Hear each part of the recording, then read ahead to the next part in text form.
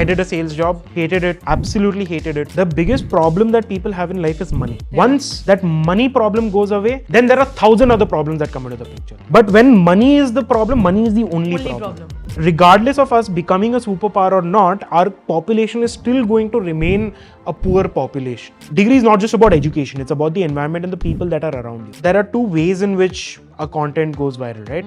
If a content has gone viral only on one platform and not the other platform, correct. It's not that your content is good, but it's just that the top 1% of the country are folks who make at least 3 lakhs a month. Then you come in the top 1%. Stat that I remember is 25,000 a month. If you earn, you are in the 5% of Indians. Imagine how low that is.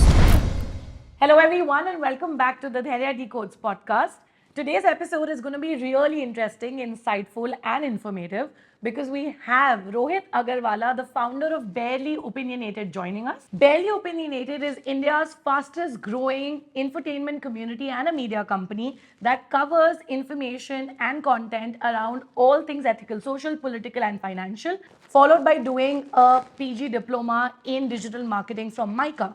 Today he's being able to use that to build an insightful platform and to make the youth of our country more aware, curious, inquisitive and well-informed. In today's episode, we're going to dive deep into Rohit's career trajectory. We'll understand what made him start Barely Opinionated, what were his early career choices like. We'll also dive into his journey as a solopreneur or an entrepreneur, and we'll know a lot more about what goes into building deep research-driven and well-informed content for India's youth. So without any further ado, let me welcome Rohit Agarwala to the Dhairya Decodes Podcast. Thank you so much for having me, Dhairya. My pleasure, Rohit. How are you doing? I'm good. How are you doing? Good day in Bangalore. Great weather. Yeah. As always. As always. As always. How do you like it in Bangalore though? I love Bangalore. I mean, at least I used to love Bangalore until like 3 years ago. I was thinking this will be my retirement as well. Okay. But now I'm actually questioning it. Why? Because the infrastructure has gone to absolute shit, right? Yeah. I'm glad you said that. Yeah. Our infrastructure has gone to shit. Yeah. And I don't know what's going on, right? So you never know what's going on. You've been in Bangalore for about 15, 16 years now. Wow. I've done my schooling here, done my college here, Yeah. started my business here. Great. Okay. So with that, why don't we know a little bit more about what was your childhood like, right? I'd like to just understand a little bit about what kind of a family did you grow up in? And also tell me a little bit about when you looked around, right? When we look at cousins, we look at relatives, or you look at your parents or their immediate friends, what careers did you see evolving in front of you, right? Like you always see people doing either day jobs or someone's doing like a government job or as a founder or running a business. What was the environment like while growing up? So I was born into a joint family where my dad, his brother, which is my uncle, and all of our families sort of stayed together. But my father, when I was in about 4th grade, my father's works in the income tax department. So he got So he got transferred from Guwahati to Bangalore. Yeah. He took that choice of coming to Bangalore simply because he knew that it would be good for me and my brother. I have an older brother who's 5 years older to me. So he knew that it would be a very good choice for us to come to Bangalore because we would get much better education here. And my father's been a person who's always pushed everyone for education, right? He himself holds like 4 different degrees and he's very much into education, right? Yeah. And he's pushed everyone, including my uncle, including different cousins in my family. He's tried to push everyone, paid for a lot of people's education as well. Wow. So I came to Bangalore in 2008. I mean, the environment around me since then, since I remember, has been me, my father, my mother, and my brother. And my father's always been the guy who's always working hard all the time. My brother is also an overachiever. He did his undergraduation from SRCC. He immediately did his post-graduation from IIM Bangalore. My word. Immediately went into working at GE. Then immediately went into working at heavy on education. heavy on education. And my brother also set a benchmark which is a very difficult benchmark for me to live by, right? But the good part is that being the younger child, I was given more freedom compared to experiment. To experiment I mean, although my father is all for education, my family is also about like figure out things on your own and do things on your own. It's never that ki theek hai, we have everything, you don't have to do things, right? When you came, like, because you said your father holds 4 degrees himself and he works at the income tax department, and then your brother going on to, passing out of such coveted colleges. At any point, did you feel the pressure that you need to prove yourself or you have to do something? Yeah, so I've actually like in my journey over the last 4 years, I've realized that I'm a guy who looks for validation a lot. Yeah. Simply because I think I didn't get it enough as a child, right? Yeah. So that is my childhood trauma, I would say. I But get it. yeah, so because I've been looking for validation, so I've always tried to prove myself a lot. Yeah. And I had this really big switch when I entered college. So throughout school life, I was a very below average, very like if you were in my class and we met after all of this, you'd be like, were you really in my class? Because I was like that invisible kid, right? Okay. I used to get bullied a lot. Okay. Then what happened is, and I was a very healthy kid, right, at that point. So what happened is right after my 11th grade, I took science, which I didn't want to, but my father was like, take science, at least you'll have more options. Okay. And 11th grade was the worst year of my school phase. Yeah. Okay. I hated it because like I hardly could keep up with what was going on. Academically or just environment and everything? Academically, there was a lot going on in my personal life as well. Yeah. So I just hated my 11th grade. In 11th grade, I ended up failing. Right? Oh God. I failed. I had to give a retest, and that is when I didn't have to repeat in a year, but I still had to give a retest, and that is when I was like, okay, like this, I need to do something about my life. And I still remember between 11th and there's a small summer vacation of about 1 month between 11th and 12th grade, and that is when I started heavily going into physical activity. I started gymming. I started losing a lot of weight, and in those 6 months from like that summer vacation till half of 12th, I had lost about 25 kilos, and that completely changed the trajectory of my life because I became more confident. I knew that with this transformation I can do a lot, right? Yeah. People started respecting me a lot. My teachers started respecting me a lot, who used to shit on me. My peers started respecting me a lot. It matters a lot. Like, it's not just about that you're physically appearing good, but it's also about the hard work and the dedication that you're able to show with that transformation. Right? That is what I feel is what led to me getting a lot more respect. And when I see people as well, it's not like when I see people going through that transformation, for me, it's not about the fact that, this guy's lost weight, he looks good or she looks good. It's more about the fact that this person is able to dedicate themselves to do this because after that phase, I got really fit. But then again, after college, I fell off, and now I'm back to being a healthy. And now I'm not able to get into that mindset of wanting to transform myself because now I feel like I don't need it, although I should. But then now I feel like I'm confident enough and I don't need that physical transformation to prove anything to anyone. Yeah, exactly. I get it. But at that point, that helped me a lot. And after 12th, when I entered college, at that point, I knew that this is a new phase of me. No one knows me here. It's like a fresh clean start. slate. Yeah. No one knows me. I can just be a completely different person, right? So the first day I entered college, I was like, kuch to फाड़ना है. कुछ करना है. And college was brilliant for me. Christ, I loved college. Yeah. I loved What college. was Christ like? Take us a little through just your 3 years. It was a 3-year course? Yeah, 3-year course. What was the 3 years like at Christ? So the campus that I joined of Christ was a very new campus. So that was the first year of that campus. Oh. And I can't even call it a campus because it was a building. So it was an inaugural batch? It was we were the first batch in that campus, right? In 2016, I'm saying. Nice. And this is like We're the same age, 2016 you started, no? Correct. 2016 I started, 2019 I graduated. Great. So I entered that campus. It was a fresh campus, like auditorium भी नहीं बना था उस time. ठीक है. और मतलब एक building था, तो it was not like too much, like if you see the main campus of Christ, it's huge. This one was like a small campus, right? But what I realized was that because it's a new campus, there are a lot of things that are not set up. In terms of departments, in terms of clubs and all of that, nothing was set up, right? And one of our senior batches from the main campus had been shifted here just to guide us and everything. So they did their 2 years. And in that phase, I realized that, okay, now that nothing is set up, I have the opportunity to be a part of everything from the ground up, right? So from the first year itself, I started participating in everything. The sad part was that I was not a talented guy. Like, I didn't know how to dance. I didn't know how to sing. I didn't know how to do theater. Nothing particular. Like, I wasn't a sports guy either. Got it. No extracurricular as such. But what I knew is that, like, I can work hard. I can like talk and all of that. So the first thing I did was I got. Were you open to learning though? Yeah. And that is why I got into the debating society, where I knew that I just need to talk and I can do that. Right. I got into volunteering into a lot of fests and everything. Right. So first year I did all of that, experimented across different places. Yeah. Second year I became the president of my DepSoc, which was not a common thing to happen. And I was again part of everything. And then the third year I became the head of my like the student head of my department itself, right? Okay. And throughout these 3 years, it wasn't the academics that mattered to me, it was the extracurricular that mattered to me a lot more. Like in my third year, I had about 30% actual attendance, right? Because I was outside the class the whole time. But it was like, yeah, because if you're participating, you will get attendance. And that attendance shot up to like a 95% just because of my extracurricular. Oh. Right? So I credit a lot of where I am today to everything that I did in college and everything that I learned in college. For sure. Between my first and second year, I even tried starting an organization with a senior of mine, which obviously didn't work out. Yeah. But that also taught me a lot. Like I learned a lot about not just hard work, not just building things, but a lot to do with like things like politics, right?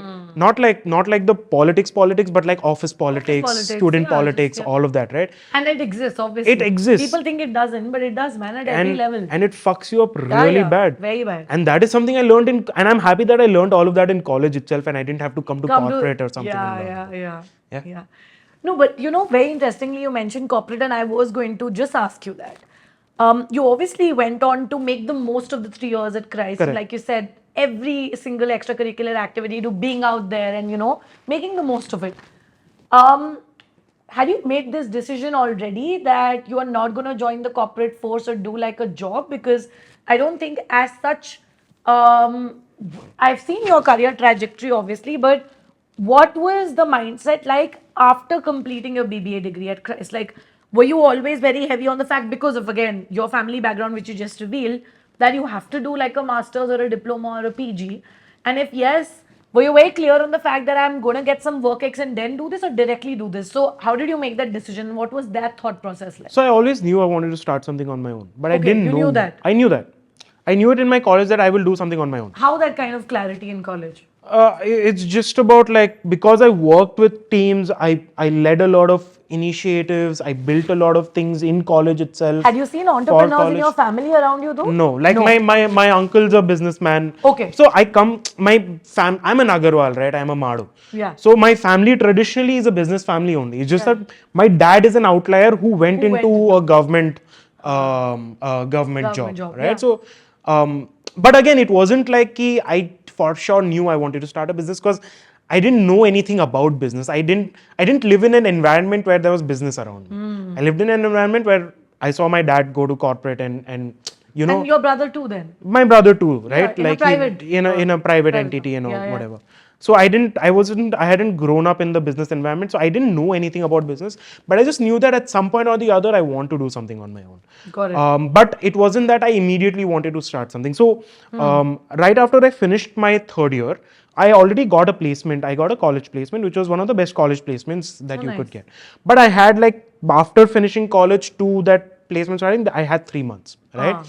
So a family friend of ours was at that point starting, this is 2019, was starting a press juice company, like how Raw exists. Yeah. Something similar to that. Okay. And for those 3 months, I worked with that guy to build this. But then again, I had no experience. Like I didn't know anything about what it is like building, and for whatever reason that didn't happen properly. I told you in my first year, I also started that other company. But that also didn't work out simply because again, the people that were involved were not good enough or whatever it was, right? So that is when I decided to go into corporate, but I worked for 5 months or 6 months at one place as a sales executive. Because at that point, I didn't even know what marketing, like I had done my marketing major, right? Yeah. But I didn't know what jobs in marketing look like. And social media at that point wasn't that booming. It was 2019, right? Yeah. So it wasn't as booming as it is right now. So I didn't know what to do. And everyone that I was speaking to was basically like, see, if you want to get into marketing, there are two options. You either do your master's and you get a proper marketing job. Correct. Or you start from a sales background and then you get to marketing, yeah. So I started from a sales background and I did that for 6 months. Oh, you did a sales? I did a sales job. Okay. Hated it. Absolutely hated it. And like I said, I always knew I wanted to get into a startup, and that is when around December of 2019, January of 2020, there was a friend of mine worked at this incubation center called NSRCL in IIM Bangalore. Yeah. And he was like, "There's an opening. Do you want to apply?" Okay. And I applied and I got in. And What was the role there? project executive. It was a very base level role. Okay. My salary was also dropping. Like I was earning about 45-50K in the previous job. Okay. Over here, I was starting with a salary of 15-20K. But I decided to take that jump simply because I knew I wanted to start something on my own. And But you know, a lot of people wouldn't do that. a lot of people wouldn't. A lot of people wouldn't just because of what people will think in the society. What people will think, but my only thinking and again, like I said, my family played a very important role here, right? Yeah. The good part was that I did not have to worry about money. Right? All I had to worry about was taking care of myself because I was staying with my family. I didn't have to worry about paying rent. I didn't have to worry. And it wasn't like my family doesn't have a good financial backing. Correct. That really helped me a lot in this kind of sphere. It right? gives you room for experimentation. Exactly, for sure, exactly. More than anything. And because I wanted to start something on my own. Yeah. I took that plunge. I worked there for I worked there for 10 months. And again, January I joined there. March, COVID hit. March of 2020, COVID hit. So we were all working from home, and then the work got really, really hectic, right? Okay. But even that place kind of, again, I would prefer if you blur out the name of the place just because what I'm going to say. Yeah. But that place also kind of promised me things that it wasn't able to deliver, right? They had this system where you intern for 6 months and that is when you get turned into a full-time role. Got it. But then 6 months got over and then they were like, no, it's COVID, we don't have funds, we can't convert you. Wait for 3 more months. I waited for 3 more months and then they were again like, no, you'll have to wait for 3 more months. And that is when I was like, fuck this, I can't. I can't keep waiting. I can't keep waiting like this, right? Yeah. And throughout that journey, like after the initial 6 months when they told me, that is when I was like, "Theek, I need to start figuring out something else." And that is when the idea of Barely Opinionated also started popping. During that time. During that time itself. Oh, nice. It was during COVID itself that idea started brewing in my head. I think June of 2020, that idea started brewing. I slowly started putting in work and figuring out what to do. October of 2020, I left my previous job and I started Barely Opinionated. Which was at the incubator. Correct. Nice. Yeah, Lovely. Yeah. So I think what I can make of from everything that you've shared is, I feel that at every point, something common or a pattern that I've seen is you didn't fear from taking a plunge or trying something new, or you were also okay. You took, failure or something not working was not something you took very personally. Something like the venture with your senior did not Correct. work out. Like you said, the job for the 3 months that you tried in that period with one of your uncles or friends, that also didn't happen. Correct. But I think you were always open to trying something new or seeing what is to come. And one thing was clear that I'll do something on my own. I'll do something on my own, and I just knew that ki, theek hai, kuch na, like I will figure out something, right? But I just knew that I had to do different things to learn. Like even the sales job, one of the main reasons I left that was like obviously I hated it, but more importantly that I felt like I had already, like my learning curve over there it had gone up, but then it flatlined. Right? Because I had learned how to do sales, I had learned how to talk to people, negotiations, all of that. But then after a point, if you just keep doing the same thing again and again and again and again, Where's the growth? Where's the growth? Yeah. Right? Correct. Which is why I decided to change to the job which was paying me a lot lesser. Yeah. But then I learned a lot there as well. Got it. And do you think, like you said, June 2020, the idea of Barely Opinionated came to your head. But take me back to when the idea came to your head.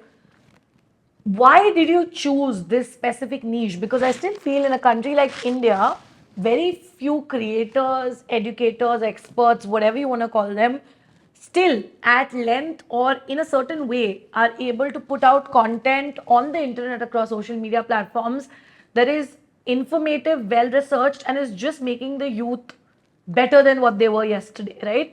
And when it comes to political, ethical, and financial content and business case studies, I just feel you have to do it a certain way. Because everybody can do it, but everybody can't do it, right? It's that thing. Correct. So how are you so sure this is the niche you want to tap into and you want to get into the content zone? I wasn't sure. Like it was an experiment. So again, I didn't know anything about social media, right? At that point, like in India, I probably knew Ranveer as Beer Biceps because I used to watch his fitness content when I told you I had my fitness journey, right? So I had watched his content that time. Okay. Apart from that, I used to watch a lot of like American YouTubers. But I had no idea about social media in general. I didn't use social media at all at that point also. Oh, okay.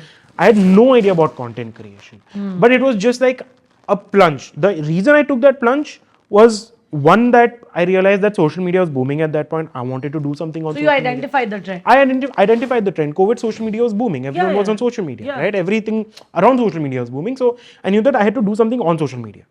But again, like I said, not good in dancing, not good in singing, not good at making jokes, not good at entertainment, not good at theatre, nothing. The only thing I knew was politics and geopolitics. So I was like, Were you what always interested in politics and geopolitics? like I said, in college, when I did the debating and all of that, I did a lot of you would have nuance. gotten- That is where I got influenced into politics. And I feel like it has a lot to do with my father as well, because he is a guy who is very heavy into politics, right? Like every night since I can remember, around 8:30 after office, he would come, he would sit, watch news, and we had only one TV at home. So we would also watch the news. Everybody would watch news, right? So although I didn't understand anything at that point, but you just got habituated to it, probably. it just became a habitual thing. Even though I wasn't necessarily paying attention, but I feel subconsciously it played a role, right? Yeah. And in college, after I did a lot of MUNs and debating, I learned that this really, really interests me and intrigues me. So I decided to combine the two things, which is social media and politics. Yeah. And at that point, because of COVID, people were doing really stupid things, right? Like, for example, you were also probably spending a lot of time on social media. Yeah. You or your friends were putting up opinions and like things about, oh, why is this not happening? This is this sucks. Because of the COVID, we were all just frustrated, right? All of And us were just throwing frustrated. opinions left, right, center. Exactly. Yeah. But what was happening in that period was that even though you had an opinion, your opinion was not necessarily coming out of facts. It was coming out of I have put something, you have probably read what I have put, and you formed an opinion out of that. Correct. It was essentially becoming Chinese whisper. Yeah. Which is what was pissing me off the most, because people were not really knowing what was going on. Everything was lost in translation. Lost in translation, and everyone was just wanting to put out their opinion just for the fuck of it, but they didn't know what they were talking about. Right? True. That is where Barely Opinionated came into the picture, where we were like, I was like, ठीक है, Instagram पे लोग opinions डाल रहे हैं. Let's use Instagram. Let's give people facts on Instagram itself, so that at least they can read on Instagram and then put out whatever opinion they want. Okay, so that triggered you to probably get into this direction. Exactly. Got it. But when you look at just the word politics in itself is just, I don't know, I don't want to call it controversial, but it just triggers so many things, right? Yeah. You say politics and you say geopolitics and suddenly people's sentiments are hurt out of nowhere. Yeah. Did it ever occur to you, or were you ever skeptical about the fact that this could get dicey and you could get into trouble also if the kind of topics you would pick and the kind of content you would create? For sure. But what and why I'm still so confident about the content that we create? Yeah. From the beginning till now, one thing that's remained common is that we are not giving out opinions, right? We are only taking facts that are out there. Correct. Government proven, research proven, news agency proven facts. Yeah. We're just taking that, collecting that, putting a story around it and putting it out there. So why I'm not scared is simply because I'm not putting anything new out there. I'm just taking what's already out there, putting it together, simplifying it, putting a nice wrapper to it and presenting it to people so they can read it in a simple manner. Makes a lot of sense. Yeah. Got it. Okay, tell me something for aspiring content creators in this particular niche, right? Who want to get into education, infotainment, and specifically into geopolitics or politics. Like, I was recently doing a class at Lit as well. We both are mentors there. And a team wanted to start a page on geopolitics and politics, by the way. And I did tell them to check your page out. And they knew of you as well. But the idea was, they asked me this question too, and that's why I asked you this question, because a lot of people who are coming here from a career perspective would, find help. When you start making such content, while it is not your opinion, and like you said, you are extracting facts from here and there and resources, research can still be done. You can learn the art of research and you can get a hang of it. Correct. But after the research is done on something, to articulate it, curate it, and say it in a certain way and deliver it under 60 seconds such that the audience gets it, right? And it works on social media. It's an art. I think it's a process. Correct. How did you build on that? If you can take me through maybe a blueprint, a roadmap, or how you and your team work around that. See, I've been doing it for about 4 years now, right? So it's been a process of learning. And one thing that's helped me a lot is that I have done it every single day for the past 4 years. There's not been a day where we've not put out content. Yeah. Right. So every single day we've put out we've put out about 3,200, 3,500 pieces till now, Wow. just on Instagram. Yeah, I'm saying, yeah, right? yeah. YouTube separate, LinkedIn separate, Twitter separate, all of that separate. So just by doing so many pieces, I've been able to learn over time, and I still continue to learn with each piece that we do. So the process that we essentially take is that, say we pick a topic, right? We research now that I have a team, the team basically picks out every angle of that story possible. They put it together in a document. Me and So my both positive side, negative side, or everything. Every different angle of the story. Put it together in a document. My team and I, we review it together. We understand what exactly is going on. We talk to each other. It's essentially like a discussion or a debate. Sometimes it turns to a heated debate as well, where we are like, why not pick this angle? So essentially, why we are collecting all this information is just to understand what are the different angles that exist to the story, and what is the best possible angle that can be taken, right? Correct. Like, because one particular story can be looked at from 10 different angles, right? Correct. What is the angle that you want to show? What is the angle that people really should be seeing? Yeah. That angle, once we finalize it, is when the story building process then begins, right? So you really, like, when you want to create content like this, you really need to have a 360-degree view of the entire story to be able to curate a well-structured piece out of it. That is what I would say. And is there like a scripting process too? Like, do you follow, in terms of process, what I mean is it very well thought through that it has to be under 60 seconds, or you're happy with it crossing 60 seconds on Instagram? No, we make sure that it's either less than 60 seconds or more than 90 seconds. Oh. Because those are the two ways in which Instagram really pushes the video.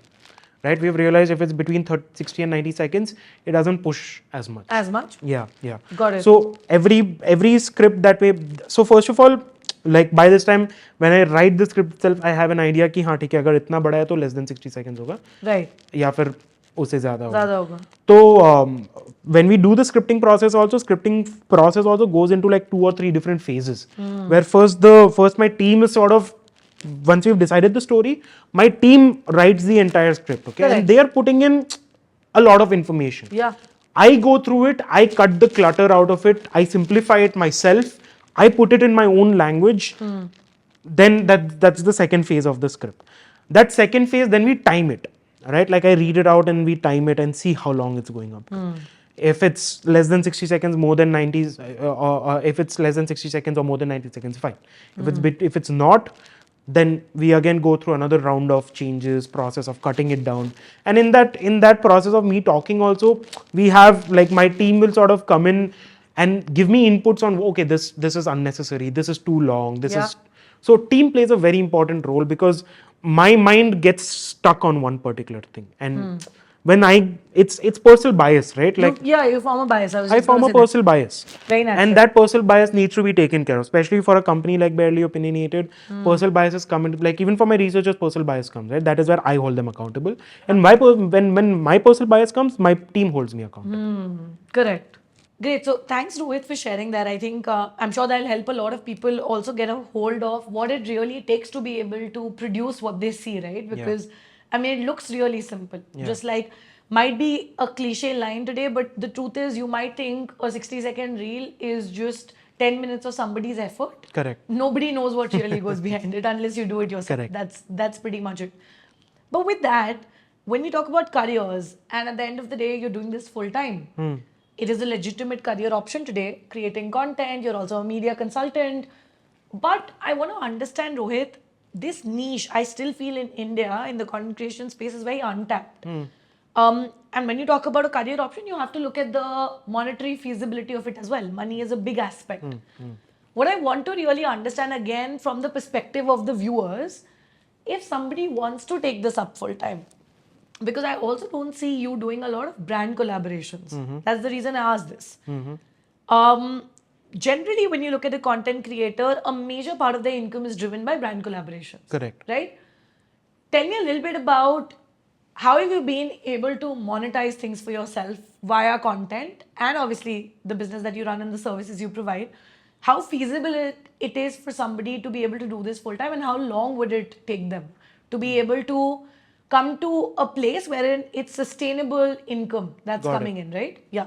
So, so the politics niche in general is not an untapped market. If you look at it from like a language perspective, Hindi is very cluttered right now in the correct. politics space. Yeah. English is not in India, yeah. right? The thing is, political content creators can work on YouTube and not on Instagram. Why do you say so? Because on YouTube it's more monetizable than on Instagram. So why you don't see us doing a lot of brand deals on Instagram is because brands don't want to collaborate with political pages on Instagram, right? They want to collaborate with political pages on YouTube. Yeah. So if you want to make it as a political creator, only as a political creator, you have to stick to YouTube and work on growing that, because that is where brands will pay you money, right? And this is a problem that we realized early, which is why we created a back-end business for ourselves, which is essentially the agency side, which is where we do production work, exclusive content creation work for other brands. Yeah. Right? That is what runs our front-end business of Barely Opinionated. So, and the issue is also that right now a lot of big players are slowly jumping into the space, into the media space as well. There are some big players that are going to soon, like we were in talks with a lot of them. Some big players are soon going to announce their news channel, their online news media companies or whatever. But again, those guys are also not willing to go hard on news. They want to do like soft surface level, you know, like not the actual news. I get it. Which kind of sucks, but then that is the sphere you have to play in, especially considering the political environment that we are in. So no one big wants to risk themselves being in this sphere. Yeah. Got it. And when it comes to the kind of brands that work with creators like you on YouTube, what is their motive? Like, I just want to understand, when you're creating, let's say, like, give me an example of any brand you may have worked with, if at all. So we haven't been able to work on YouTube with anyone. Okay. But say for example, let's take Mohak Mangal, right? Yeah, for example. Mohak Mangal will collaborate with edtech brands. Like for example, Growth School does a lot with them, and Unacademy does a lot with them. The idea is that people that really, like people that want to learn, or people that want to know, or people that want to gain knowledge are the ones that are viewing their content, and they might also be interested in taking a course or joining an edtech platform, simply because those guys are there with the intention of learning. Right? So with that intention of learning, that intention is also being pushed towards that brand. That is the idea with which brands sort of collaborate with political.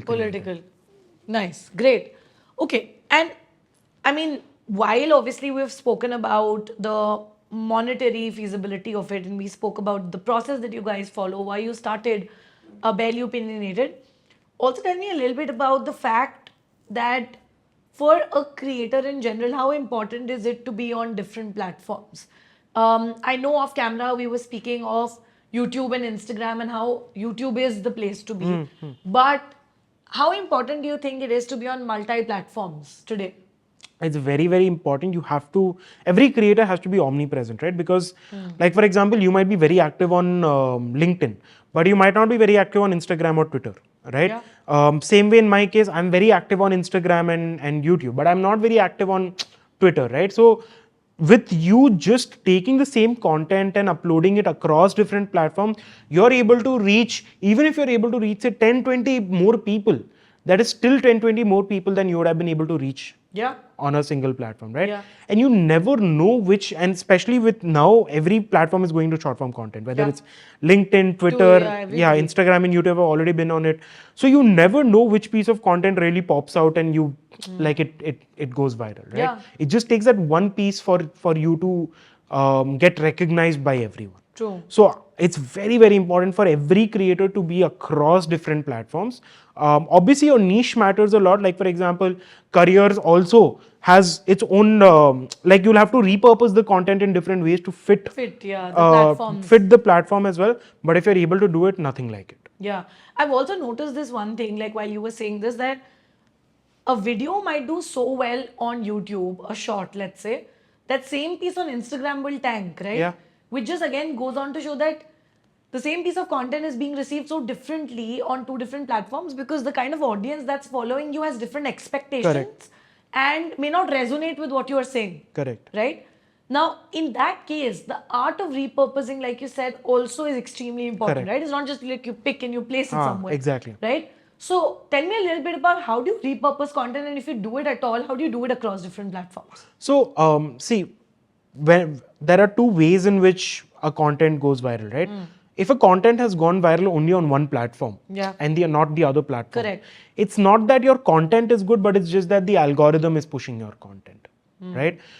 But if a content piece is actually good, it will go viral across different platforms. Really? Yeah.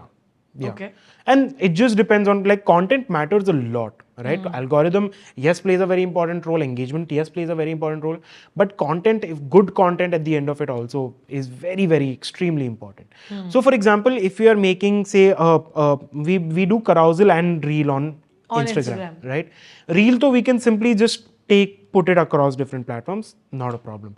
But when it comes to carousels on Instagram are like designs that we put out, right? Same thing doesn't work on Twitter. So what we do is we just take the content of that, we repurpose it into a thread, and then we put it out on X. Twitter. On X, right?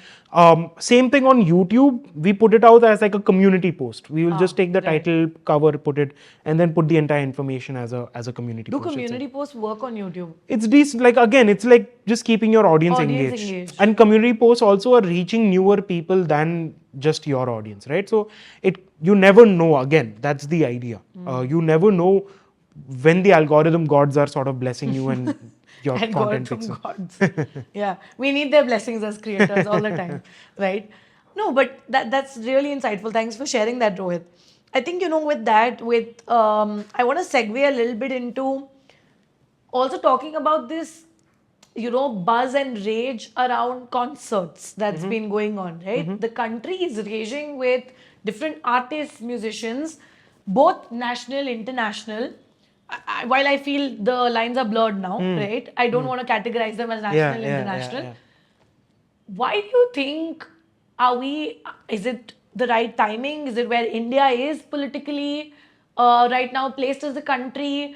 What is the reason that today the youth of the country, not just the youth, people in general, are willing to pay huge amounts of money to attend concerts of musicians, have that experience, while things like the recent Coldplay event, the entire fiasco that happened, where they were supposed to come to Bombay, and then you had scams and frauds and, the ticketing thing going on, to now the Illuminati concert, to Diljit's concert, and the tickets being sold in black at God knows what costs, right? How do you see this playing out? Are we in a position today where you think that while the youth is more aware, why are we still willing to pay that amount of money for concerts as opposed to so many other things? Like, I'm not questioning, but why are people still hesitant to spend that much on, let's say, learning or education or self-investment as opposed to just a second to be able to do that? And what is your take on the entire fraud scam in this concert scenario that's happening in India?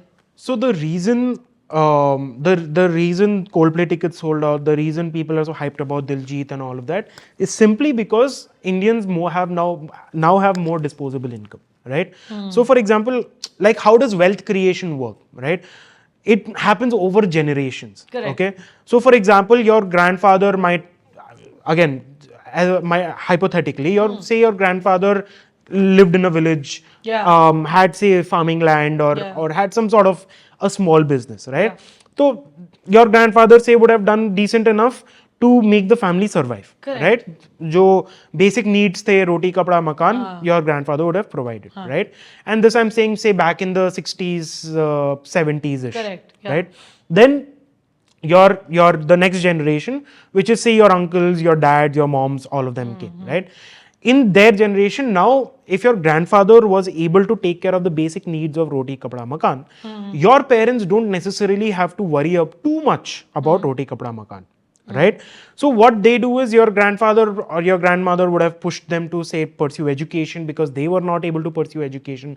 They realized the importance of education over time as well, right? So in the 60s, 70s, your parents were probably pushed towards learning, towards education, maybe depending on the income level, depending on how well they were doing, maybe even go out to sit from villages, move out to cities for opportunities, whether it's college, whether it's school, whether it's work, right?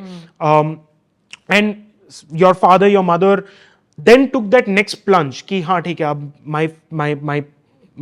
my parents are sorted, now let me take care of myself, let me earn money, right? And that is why corporatization also came in. India became a globalized economy in 1991, which brought in a lot more money for India. Flow in India, More cash flow started coming in. Businesses started booming, right? More fun money started flowing into the system. Correct. And that is what led to your parents, my parents becoming slightly better, in a slightly better position than what their parents were or our grandparents were, right? And now they were in a position where everything financially is taken care of. They have done enough to settle their kids in terms of education, giving us a good education, giving us enough knowledge to be out there by ourselves, right? And now as the third generation, we are at a level where we don't have to worry at all about our food, our roti, our kapda, our makan. Again, depends on different tiers of people, obviously. right? But that is how generational wealth begins, right? Whether the position that your grandfather was maybe in the 60s, 70s, you might be in right now.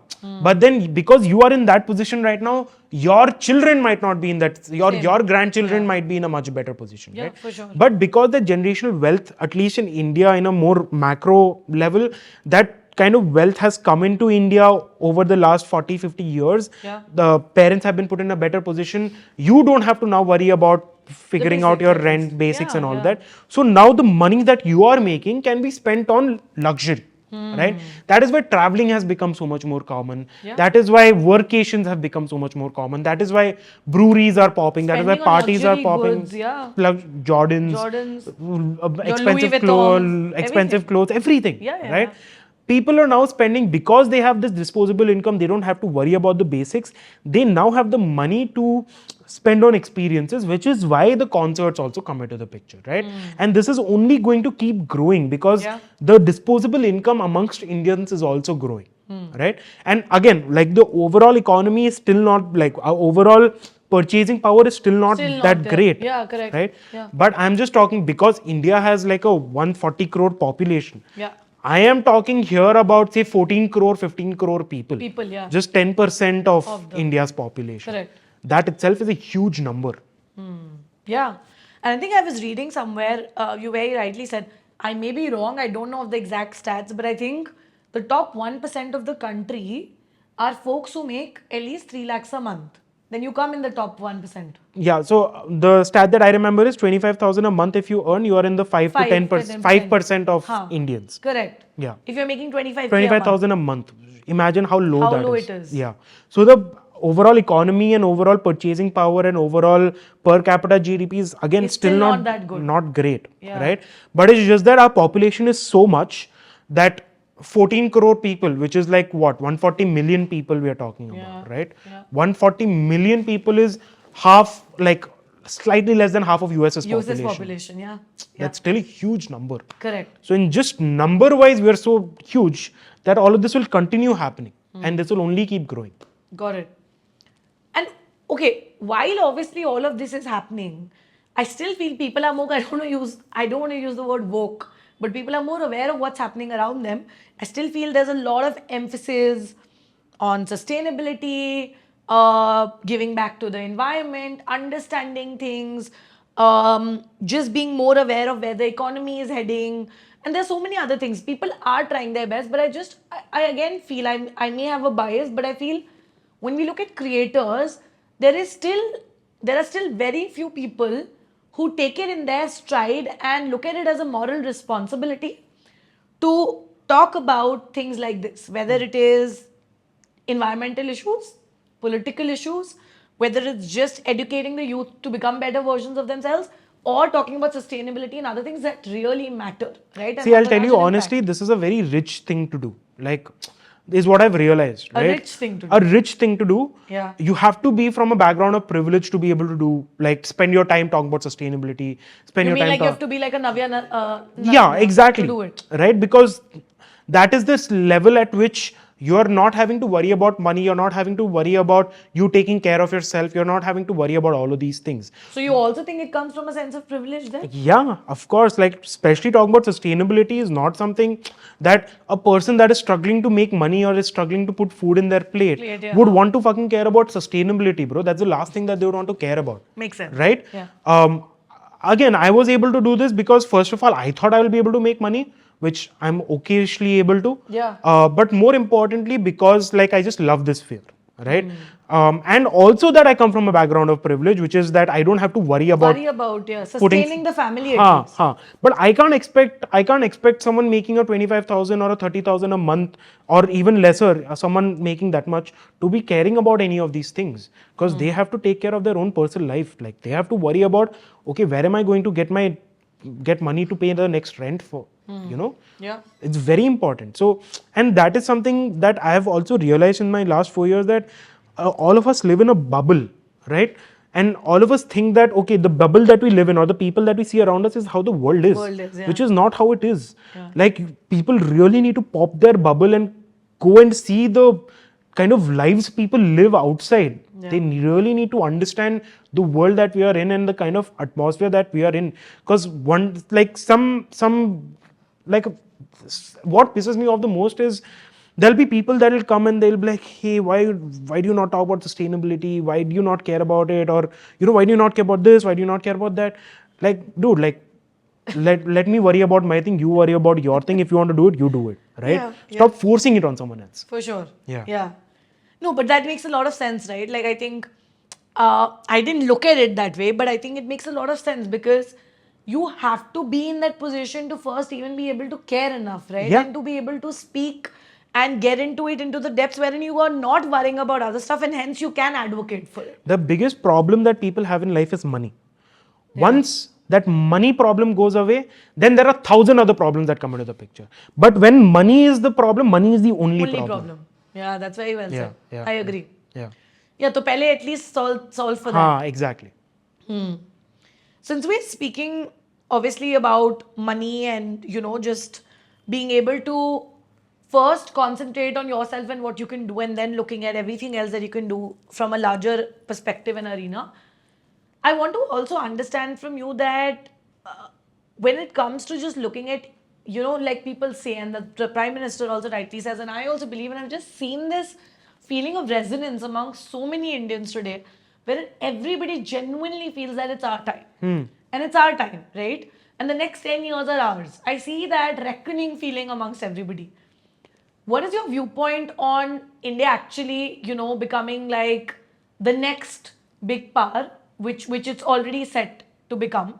And where do you see our economy in general just going, and what can we anticipate to see from a worldview perspective of, how people will start functioning, what kind of careers or paths may emerge, and just in general, I want to know, where do you think the next 10 years, what would the next 10 years for India look like? See, India is in a position to grow, right? Everyone knows that. Yeah. India is what China was, say, 15, 20 years ago. For sure. Right? And the reason for that is simply because of the volume of population that we have. Yeah. Right? We are positioned to be a superpower. It's not that ki haan, theek hai, ho raha hai, something clicked and it just happened. Right? We have always been in a position to be a superpower. It's just that the policies were not being implemented as well, which are now being implemented, which is pushing us towards that, right? Yeah. But regardless of us becoming a superpower or not, our population is still going to remain a poor population. That is always going to be there. The top percent is still going to, the wealth gap is continue to going to increase based on how we are progressing right now. The gap will the gap will keep increasing and the gap will keep getting worse, right? And that is what happened in China. China at least is still more communist, like it's a communist country, right? Yeah. Ours is a democracy, and usually like democracy is never actually a democracy. Democracy is always like a capitalistic democracy, right? Yeah. And capitalists are always going to keep growing. The wealth is going to keep generating, and that is how world works. There is nothing that can be done about it. There is nothing that can be done to make sure that the wealth can be redistributed equally, right? It's simply the system. if wealth has to be redistributed equally, something else has to change. Maybe democracy doesn't work in that case. Maybe a communist works in that case. Maybe even a dictatorship works in that Yeah. case, right? Yeah. But again, That when is you very get in, unlikely to happen in our country. exactly, that will not happen. happen, yeah. And even if that happens, then there are 1,000 other problems That'll that crop will up. come up, Yeah, right? yeah, So yeah. always an opportunity cost in each of these scenarios. Yeah. What is it that's more valuable to you? That is what you should question. Got So it. right now we are in a position in terms of our democracy and in terms of our system, which is decent, right? But again, what do we do with about the wealth gap that is going to keep increasing as our GDP goes up? I don't know. And what are your views on the reverse brain drain that's happening now? Wherein people from the US, UK, Australia, Canada, all of, the youth of the country, and a lot of people still, around me also, my friends, colleagues working at like your big fours, big threes, aspiring to go to the top, Ivy League institutions. They know that they're not going to settle there.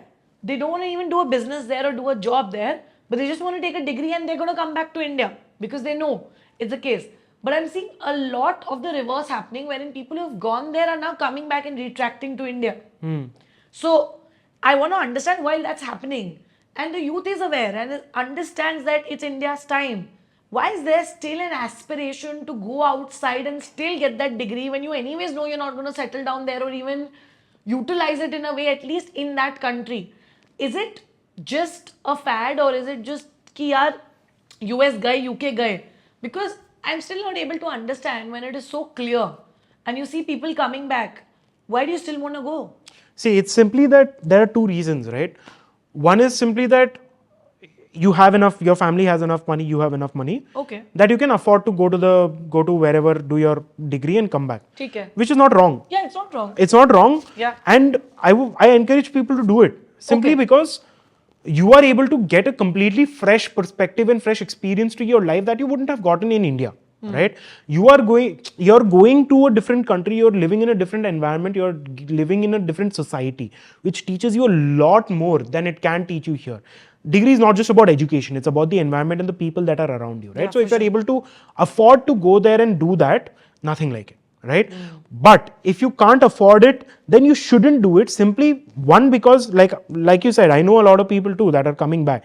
They are not just coming back because India is good and all that. They're also coming back because they're not getting jobs there. Correct. There are no jobs. There are a lot of my friends are opportunities. struggling to get opportunities there, Yeah. and they're thinking of coming back. And that's probably the reason, right? yeah. That they're not getting opportunities. Another thing could be that they have made a lot of, maybe they've worked for say 5-6 years. They have made decent enough money to be able to come and spend that money in India and also do something in India itself. Yeah, yeah. Right? So again, there are 2-3 reasons to it, but it's not a bad thing that they want to go outside and get a degree. As long as if you can afford it, it's good to go. Even if I could afford it, I would have gone too. It's just that idea of going there, spending so much money, or spending so much of not my money but my parents' money is something that didn't sit well with me. Yeah. Right? But there are a lot of people that can do it. If they can, they should do it. That Got is what it. I say. Yeah. No, I think makes a lot of sense, right? Because I also feel only because of the fact that the network that you are surrounded with and the kind of people you meet and like you said, the environment, the culture, not just the education, it definitely sets you up for something. A lot of the big businesses in India is simply a copy paste of what have worked in the US or what worked in the West. Yeah. And that's come in and that new technology is being built For in. sure. Right? For sure. Same, and that should happen. Like people should come to India, they should see things here and they should go back and replicate it somewhere else. That is how the world works. That is how it's going to. The better you can copy, the better it is. Still like an artist. Yeah, still like an artist. Yeah, for sure. Great. And while we're obviously speaking of a lot of issues that need attention, and we're talking about politics, we're talking about where the country is heading, I also want to understand that when you look at what kind of content you want to make for your page, there's so many issues that need to be addressed, right? And you also in your personal interest might have a bias towards a topic at times that I want to just cover this because I am genuinely interested in it, right? Versus what would your audience like to see? Correct. Or versus what's the need of the hour, or versus what's in conversation right now or trending in news and it's a hot topic. So when there's a mix of so many things going on, what makes it to the cut, and how do you decide this is what we're going to address and talk about, and this is what needs attention? See, it's just, so we do a lot of social listening, right? Social listening. Social listening is essentially just seeing what people are talking about, what people care about. Right? Observing? Observing. Okay. Observing, just spending a lot of time on social media platforms, seeing what people are sharing, seeing what people are talking about, seeing what people want to comment on. And that is how we come up with topics that people might and might not care about. And because we've been doing it for 4 years, we've realized what are the arenas of things that people really want to talk about and people really want to put their focus on. Right? That has helped us curate our topics in a much better sense. Even today we struggle with it, but then whenever we are not sure of what is it that, like say for example, we have 3 topics. We don't know which one would be the best topic to go for, right? Yeah. Obviously, a lot has to do with what sort of information is available, what sort of research is available. Does this even make sense? Is it something that people should really be knowing about? Right? Should people really care about it or not? Like for example, we never covered like Bollywood stuff. We never covered like sensational things, right? Yeah. Simply because it's like gossip. People, like, it's entertaining for people, but that is not what we want to propagate, right? So it's a lot to do with what are people talking about on Twitter? What is it that's trending on Twitter? What is it that's trending on Reddit? Okay. Right? These are the platforms that really tell us what people care about, and that is how we also I'm choose sure our Reddit topics. gives you a lot of insights. Sort of. It gives decent enough insights. Twitter gives us a lot more insights than Reddit, simply because Twitter has a lot more user base. Yeah. In India at least, than Twitter. Yeah. Makes a lot of sense. Reddit, yeah. Reddit, yeah. Okay, lovely. I think with that, while we've obviously spoken a lot about your journey and a couple of things around just the political environment and where the pulse is going in our country, tell me a little bit about, Rohit, when you're juggling between obviously kind of your own business, the content side of things. There is obviously also a personal life where you spend time with family. There are a lot of things, right? And I think personally, in general, I've always said this, and it's not good that I haven't been able to find a way, but I'm still yet to find that, if not so-called balance, but understand how to delegate work or schedule your day or your life, as a matter of fact, in a manner wherein it's not even about feeling burnt out, wherein you're able to allocate time effectively everywhere. My question to you is, when you're juggling between multiple things, is it just about prioritization, or at times you also have to kind of just sit down and reflect and think, hey, where's my life going, and what do I really care about, and where do I want to put my efforts? Because it can get pretty overwhelming, right? And like you said, the number of hours that we are putting into just content, like you said, listening, observing, talking to people, conversations, where do you draw the line? So until like a year ago, I didn't really have a balance, right? Like I was working all the time and I was doing anything and everything to be able to make money for myself, to be able to make money for the business, pay salaries, all of that, right? Yeah. But a year ago, I really I really understood ki theek hai, I don't need to do so much. I just need to go in one direction. I need to put on blinders, like how during horse races they have blinders, right? Just to, I need to have my blinders on and I need to focus on one thing, because I was getting very distracted with things around me. And that is when I started delegating. I learned to delegate a lot more. Again, this is a process that I'm continuously learning still, but delegation has really helped me free up a lot of time in my life. Like, there was a point like 6-7 months ago where I was like, I don't have enough work on my plate anymore, because I delegated it so much, and like I had taken up like an overview role so well that I just had so much more time, and then I started picking up more things to do. Right. So the process of delegation takes time, but it's just that. So there's this example. I think it was MKBHD. I don't know if you know him or not. He's the biggest tech YouTuber in the world. Okay, Marcus Browley. MKBHD. He said this, right? He basically said that when a creator or an entrepreneur is like an octopus. Okay, octopuses have 3 hearts. Okay, and they have like 8 legs, right? So essentially, when you start as an entrepreneur or a creator, you're an octopus, yeah, right? You have eight legs. You're doing strategy, you're doing creation, you're doing editing, Yeah. design, posting, all of that, right? You're Correct. doing business, everything, right? What you need to slowly figure out in that process of being an octopus is what is it that you can cut, which leg is it that you can cut off easily, right? What is it that you don't enjoy, and what is it that someone else can do better than you? Better than you, yeah. So I realized that editing is not something that I can do. So I cut off that leg of myself, got an editor. Yeah. Designing is not something I can do. I got a designer. Researching is not something that I want to continue doing. Cut it off, gave it to someone else, right? Business is not something like talking to people, agencies, all of that. Yeah. Not something I want to do. Cut it off, give it to someone Give it else. to someone. The idea is, as an octopus, you need to realize what is the three things that are your hearts, right? What is it that you enjoy doing the most, which is your heart, that you want to keep with yourself, Yeah, that you can't give away. that you can't Yeah. do. Creation is something that I love doing, Yeah. right? Strategy is something that I love doing, Right.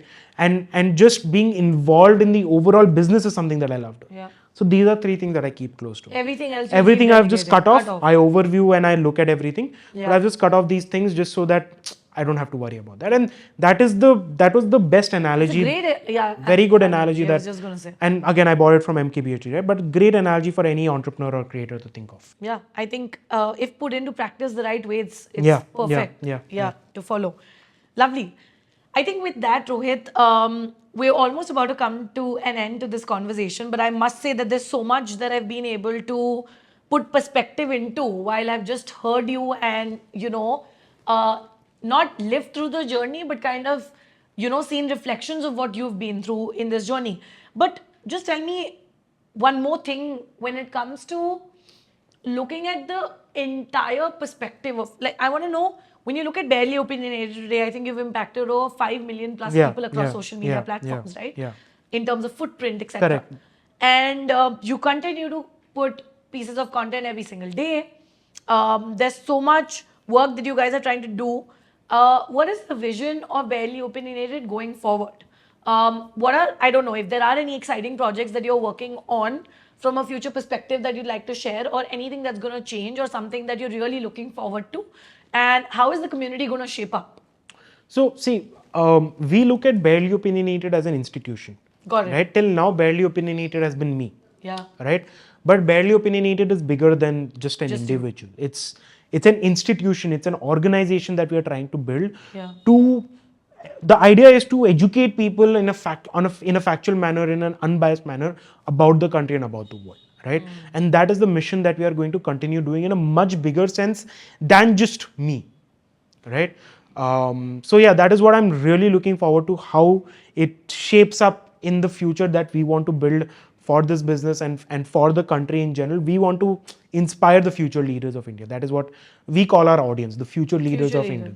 Because they are the ones that are going to go out there, become UPSC aspirant. They are the UPSC aspirant. They'll go out and become IAS, IPS officers.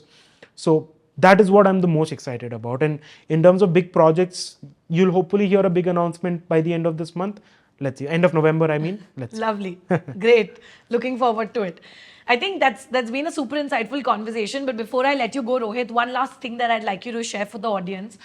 I think in general, when you're looking at obviously just setting your career up, right? Career and choosing a life partner are two very big decisions I think people make in their life. And I think while you would want to go to different people and get advice from them and then make that decision, at the end of the day, it is a decision you have to stick with, right? Any, I don't know, not sound advice, lessons. I'm not asking you for gyan, but what are a few things that maybe a few mentors of yours or something that you heard on a podcast or you read somewhere have stuck with you and you'd like to share with the audience from a perspective of just being able to strive to do better in terms of their career and also be okay with not having everything figured out? Because one thing I see as a career coach is students take it to their heart when they don't know what they want to do, right? And it's okay to be in that position because you don't, even if you're doing a job, you're doing it for the heck of it at the beginning. And you really don't know where you're going. And people find themselves in a place where they feel, I'm clueless, I'm hopeless, this is the end of it, I'm not going to do well in terms of my career. What advice do you have for folks like that in terms who are just figuring things out and are not sure with what they're going to do in life in terms of their career? So there are two things that have really helped me, right? One is that take every opportunity that comes your way if you're not sure of what you want to do, right? So until you're sure of what you want to do, just do whatever you get in your way and just do it the best you can. You'll learn at least, right? Even if you're not able to figure out what you want to do. Second is that when you're in that process of doing whatever you can and taking any opportunity that comes your way, just remember that everything happens for a reason, right? Everything that you do, every person that you meet, every path that you take is for a reason and it will lead you somewhere. Just be in the process of doing. That's all. So these are two things that I live by personally and that have helped me a lot and I feel could help other people as well. No, that's some sound advice for sure. And I hope that everyone that has stuck around till the very end is able to take away the valuable insights and golden nuggets that Rohit has dropped all throughout the podcast. I really had a great time, Rohit. Thank you so much once again for coming over. And I hope you had a good time too. If there's anything else that you'd like to end the podcast on a note of and anything you'd like to address to the audience, please feel free to. But I think I've had a great episode and I'm sure that folks who want to get into the content creation space, specifically into infotainment content around geopolitics, politics, and want to do something so specific, will take a lot back. And also for folks who are looking at building, something of their own in general, because there's so much to learn around that aspect too. So yeah, I think I had a great time. And for everyone who stuck around, we will be linking in all of Barely Opinionated social media handles in the description. Do, check them out and follow them, subscribe to their channel. I'm sure you are set in for a ride of informational knowledge and insights. And that's it for this episode. But before you leave, don't forget to like, share, and subscribe to the Dhairya Decodes channel. I'll see you in the next episode. Thank you.